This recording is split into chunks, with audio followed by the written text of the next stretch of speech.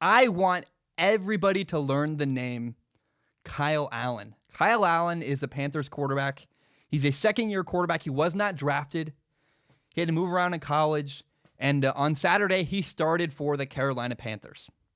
And by the way, he was fantastic. Awesome. Really fun to watch. He was 19 for 26 passing, had a 73% completion percentage, 261 yards, 4 touchdowns, 0 interceptions, but he did have a fumble. I acknowledge he had a fumble. We'll talk about it in a minute.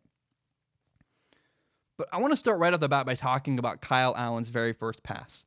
It's a run-pass option. What that means is that the Panthers called a running play, but if the Cardinals commit a ton of defenders to stop the run, then Kyle can throw the ball instead. So when he snaps the ball, he puts his eyes on number 58, linebacker Jordan Hicks. If Jordan Hicks backs way off, Kyle will simply hand the ball. He'll say, hey, running back, take the ball, run for yards. But if Jordan Hicks steps toward the line of scrimmage to stop the run, and if Kyle believes he can throw the ball behind him, he'll throw the seam ball to Greg Olsen. That's exactly what he does. Hicks steps toward the line of scrimmage. Now, he does quickly recover. Greg Olsen is not wide open. But Kyle Allen throws a perfect pass for a 17-yard completion. Now, his second throw comes on a play where the Cardinals are running cover 1. That means every single receiver has a man covering him who will follow him wherever he goes. That also means there's one high safety in the middle of the field who is free to read the quarterback's eyes and help with coverage deep over the top. On this play, the Cardinals also have a linebacker sitting inside, number 43, Hassan Riddick.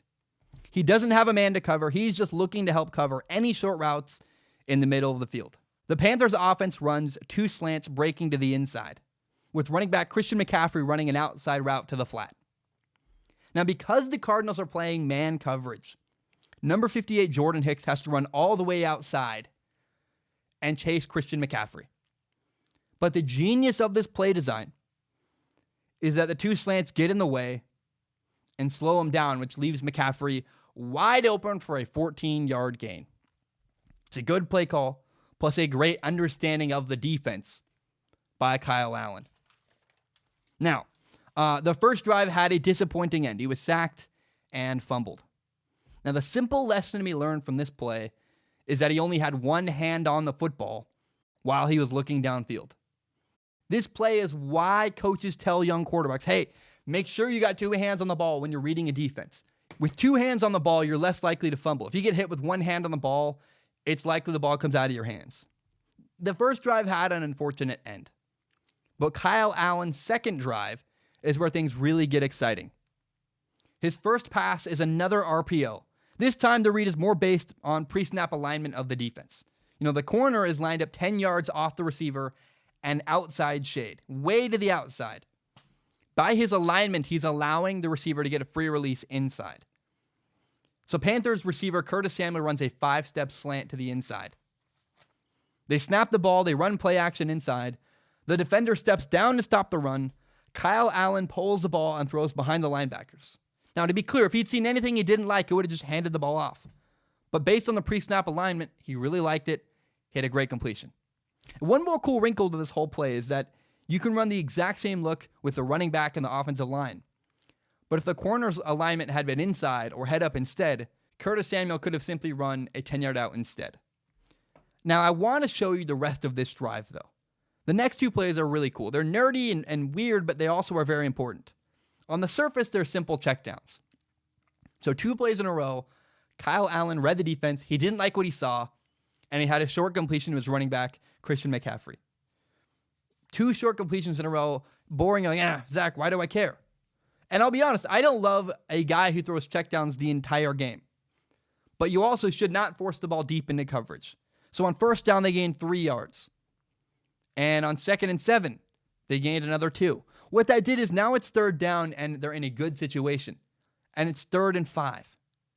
What does Kyle Allen do on 3rd and 5? He makes one of his very best throws of the entire day. He's not timid. He's not shy. He throws the ball accurately into a really tight window. The drive continues. And by the way, that was a great catch. But the drive continues. And he makes a series of really good decisions in a row. In fact, the entire game, He just repeatedly did the right thing. He doesn't force the ball into coverage.